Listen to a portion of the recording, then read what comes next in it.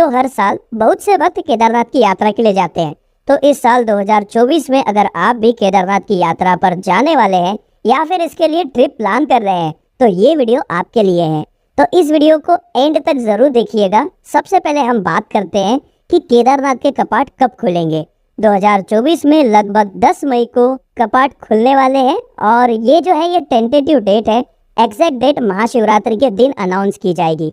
तो opening date के बाद हम बात कर लेते हैं कि बेस्ट टाइम कौन सा रहेगा। कपाट के गेट ओपन हो जाते हैं ऑलमोस्ट मई के अंदर और ये दिवाली तक खुले रहते हैं। इन बिटवीन आप कभी भी जाकर दर्शन करके आ सकते हैं। इनमें जो सबसे बेस्ट टाइम है वो है मई और जून का, क्योंकि तब आप ओपनिंग सेरेमनी अटेंड कर सकते हैं और दूसरा जो है वो मिड सितंबर से लेकर दिवाली तक का। और इसमें जो बीच का समय है जुलाई से लेकर मिड सितंबर तक, इसमें मानसून का टाइम होता है। तो इस टाइम को आप अवॉइड कीजिएगा क्योंकि इस समय बहुत बारिश होती है और लैंडस्लाइड की वजह से आधे से ज़्यादा समय तो रास्ते ही बंद रहते हैं। और अगर आप स्नोफॉल देखना चाहते हैं और ऐसे टाइम पर जाना चाहते हैं जब स्नोफॉल हो और आपको स्नो देखने को मिले, तो मैं आपको रेफर करूंगा कि आप दिवाली के आसपास प्लान करना। उस टाइम पे स्नोफॉल के चांसेस बहुत ज़्यादा हाई होते हैं। वैसे जो भी आपको कन्वीनियंट लगता है वो टाइम आप पिक कर लीजिए और उस टाइम की टिकट आप एडवांस में बुक कर लीजिए क्योंकि लास्ट मोमेंट पर टिकट ही नहीं मिलती। तो बेस्ट टाइम चूज करने के बाद अब डिस्कस कर लेते हैं कि डॉक्यूमेंट क्या क्या लगेगा। डॉक्यूमेंट में एक लगेगा आपका आईडी प्रूफ। आईडी प्रूफ में आपका आधार कार्ड हो सकता है, वोटर आईडी हो सकता है, पासपोर्ट हो सकता है, कोई भी आईडी प्रूफ आपके साथ होना चाहिए। दूसरा है आपका यात्रा पास। यात्रा पास आप ऑनलाइन भी बना सकते हैं या फिर वहां पर जाकर आप ऑफलाइन भी बना सकते हैं। मैं आपको रिकमेंड करूंगा कि आप ऑनलाइन ही बना लें, बहुत ही सिंपल प्रोसेस है। और अगर आप जानना चाहते हैं कि यात्रा पास कैसे बनाया जाता है तो इसकी एक वीडियो भी मैं आपके लिए बना दूंगा। इसके अलावा भी अगर आपको यात्रा पास बनाने के लिए कोई भी दिक्कत जाती है तो स्क्रीन पर दिख रहे नंबर पर आपको व्हाट्सएप कॉल या व्हाट्सएप मैसेज करना है। इनके द्वारा आपका रजिस्ट्रेशन यानी कि यात्रा पास बनवा दिया जाएगा। अब बात कर लेते हैं कि केदारनाथ जाए कैसे। तो देखो, केदारनाथ जाने के लिए सबसे पहले हमें पहुंचना होता है हरिद्वार। लास्ट रेलवे स्टेशन है वो है हरिद्वार, उसके बाद ऋषिकेश और देहरादून। ये 3 जगह ऐसी है जहां पर आप बाय ट्रेन आ सकते हैं। अगर आप बाय फ्लाइट आना चाहते हैं तो देहरादून में एयरपोर्ट बना हुआ है, यहाँ पर आप फ्लाइट से आ सकते हैं और इसके बाद आगे का जो सफ़र होगा वो बाय रोड ही होगा। इसमें जो हमारे पास ऑप्शन है उसमें सबसे सस्ता और बजट फ्रेंडली वो है गवर्नमेंट बसेस। ऋषिकेश से चलती है गवर्नमेंट की बस जिसका जो किराया है वो लगभग 400 से 500 के बीच में होता है। प्राइवेट बस ऋषिकेश से भी चलती है और हरिद्वार से भी चलती है। हरिद्वार सबसे बेस्ट रहता है प्राइवेट बस के लिए। यहाँ से किराया जो है वो 800 से 1000 रुपये रहता है प्राइवेट बस का। और जो बस स्टैंड बना हुआ है वो हरिद्वार के रेलवे स्टेशन के जस्ट अपोजिट में है। तो आप प्रेफर यही कीजिएगा कि आप सबसे पहले हरिद्वार आए। जैसे ही हम रेलवे स्टेशन के बाहर आएंगे तो आपको बस के अलावा शेयरिंग के ऑप्शंस भी मिल जाएंगे, जैसे कि टेम्पो ट्रैवलर्स हो गए। बहुत सारे ऐसे ट्रैवल कंपनीज होती है जो वहाँ पर अपने टेम्पो ट्रैवलर्स चलाती है हरिद्वार से सोनप्रयाग के बीच में, जो 800 से 1200 के बीच में चार्ज करती है। उसमें डिपेंड करता है कि कितनी सीट खाली है। आप अपनी ज़रूरत के हिसाब से जो भी आपको सही लगता है वो ऑप्शन आप चूज़ कर सकते हैं। बट इस वीडियो में हम बजट ट्रैवल की बात कर रहे हैं तो बस सबसे बेस्ट ऑप्शन होगा और चीपेस्ट ऑप्शन होगा। हरिद्वार से सोनप्रयाग पहुँचते पहुँचते लगभग शाम के 6 से 7 बज जाएंगे। वहाँ पहुँचने के बाद हमें स्टे देखना है और स्टे आप GMVM की वेबसाइट से बुक कर सकते हैं या ऑनलाइन गवर्नमेंट की वेबसाइट है। यहाँ पर आपको डॉर्मेट्री भी मिल जाएगी 400 से 500 रुपये में।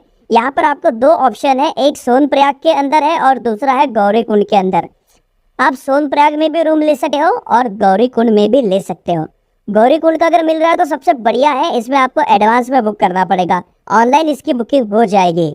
इसके अलावा और भी ऑप्शन है, यहाँ पर प्राइवेट होटल भी बनी हुई है, सोनप्रयाग में भी है और गौरीकुंड में भी है।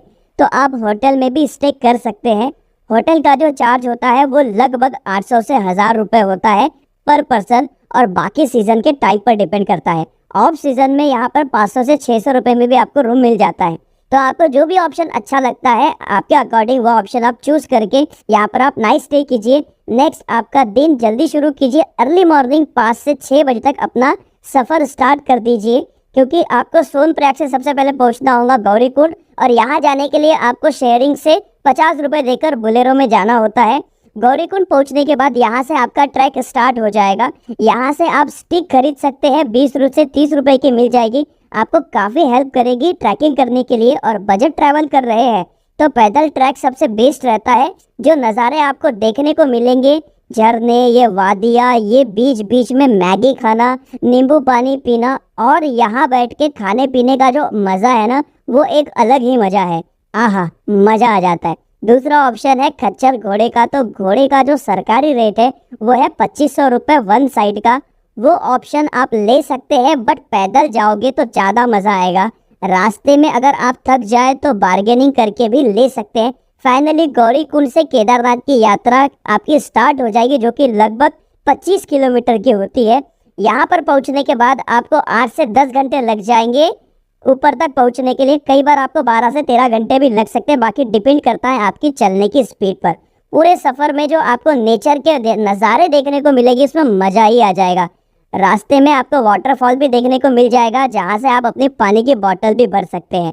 ट्रैक करने के बाद आप शाम में 5 से 6 बजे केदारनाथ धाम पहुंच जाएंगे। आपका जो स्टे है वो आप GMVM से भी बुक करा सकते हैं। वो आपको 500 से 600 रुपये मिल जाएगा, जो कि मंदिर से पास में स्वर्ग रोहिणी, वहाँ पर आपको 1000 रुपये चार्ज करते हैं डोरमेट्री का। और मंदिर से थोड़ा सा 2 किलोमीटर पहले बेस कैंप है, वहाँ पर आपको 500 रुपये में मिल जाएगा। तो आप अपने बजट के अकॉर्डिंग देख लीजिएगा। तो आप क्या करिएगा, वहाँ पर आप अपना सामान रख दीजिएगा और चले जाइए मंदिर के पास। देख लीजिए अगर लाइन कम है तो आप दर्शन करने के लिए उसी टाइम पे लाइन में लग जाइए। फिर आप जितना टाइम स्पेंड कर सकते हैं मंदिर के आसपास उतना टाइम स्पेंड करिए। और नेक्स्ट डे अर्ली मॉर्निंग आप जल्दी उठ जाइए। 4 से 5 बजे दर्शन करने के बाद आप चले जाइए भैरव बाबा के मंदिर में। आप भैरव बाबा के दर्शन करके आइए, आराम से ब्रेकफास्ट कीजिए, फिर आप नीचे ट्रैक डाउन करना स्टार्ट कर दीजिए। तो लगभग 2 से 3 बजे तक आप नीचे तक पहुंच जाएंगे। उस टाइम हमको सोनप्रयाग या गौरीकुंड से आगे के लिए ऑप्शन मिलना मुश्किल है। तो आपको अगर कोई ऑप्शन मिलता है तो आप जा सकते हैं, अदरवाइज मैं आपको यही कहूँगा कि आप नाइट स्टे वहीं पर कर लीजिए, सोनप्रयाग, सीतापुर या गौरीकुंड, जहाँ पर भी आपको स्टे का ऑप्शन मिलता है वहाँ पर आप स्टे कर लीजिए। बट मैं कहूँगा कि आप सोनप्रयाग में ही लीजिए, क्योंकि वहीं से बस लगेगी, फिर आप वहाँ से आ जाइए हरिद्वार। एटनरी की बात करें तो इस पूरे सफर में आपको 3 रात 4 दिन लगने वाले हैं। पहली रात होंगी सोनप्रयाग में, दूसरी केदारनाथ और तीसरी अगेन सोनप्रयाग, और चौथा दिन आप वापस आ जाइए हरिद्वार या ऋषिकेश में। इसके अकॉर्डिंग आप अपने वापसी में ट्रेन का टिकट बुक कर सकते हैं। अब बात कर लेते हैं बजट की, क्योंकि पैसा कितना लगेगा तो मैं आपको पूरा लिस्ट दे रहा हूँ कि कहाँ पर कितना पैसा लगेगा। ये लगभग 3800 रुपये में आपका पूरा ट्रिप कवर हो जाएगा। थोड़ा ऊपर नीचे हो सकता है एज पर सिचुएशन, पर ज़्यादा डिफरेंस नहीं आएगा। बस 4000 से 5000 तक आपका बजट ले सकते हो। मैं उम्मीद करता हूँ कि आपको ये वीडियो ज़रूर पसंद आया होगा।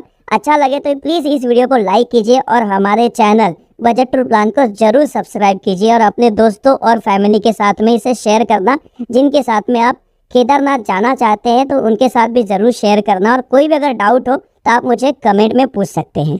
हर हर महादेव।